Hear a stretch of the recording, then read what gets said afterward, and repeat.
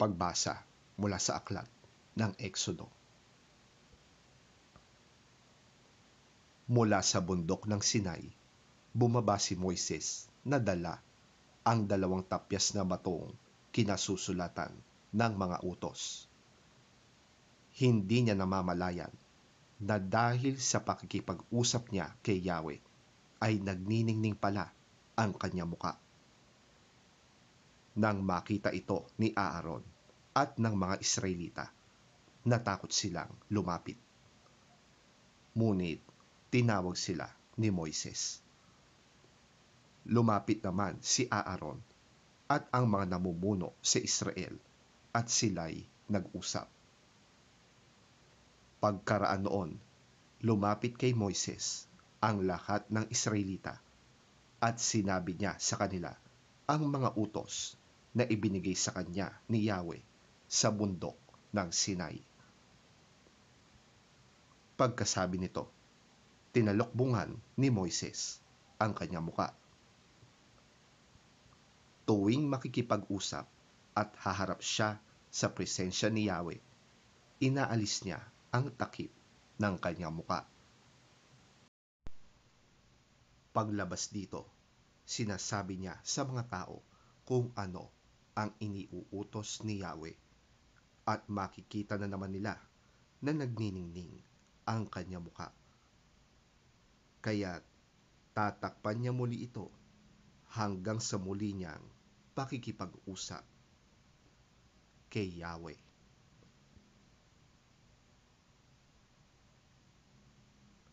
Ang salita ng Diyos. Salamat sa Diyos.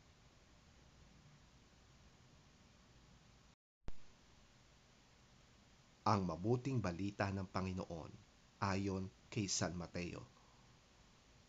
Papuri sa iyo, Panginoon.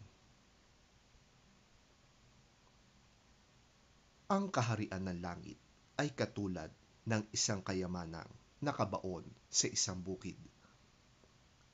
Nahukay ito ng isang tao, ngunit agad itong tinabunan. Tuwang-tuwa siyang umalis at ibinenta ang lahat ng kanyang ari-arian upang bilhin ang bukid na yon. Ang kaharian ng langit ay katulad din ng isang negosyante na naghahanap ng mga mamahaling perlas. Nang makakita siya ng isang perlas na napakahalaga, umuwi siya at ipinagbili ang lahat ng kanyang ari-arian at binili ang perlas na iyon.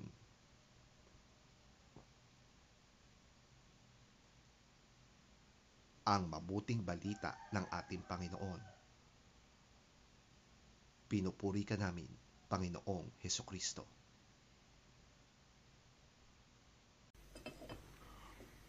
The kingdom of heaven is like treasure hidden in a field. When a man found it, he hid it again, and then in his joy went and sold all he had and bought that field. Again, the kingdom of heaven is like a merchant looking for fine pearls.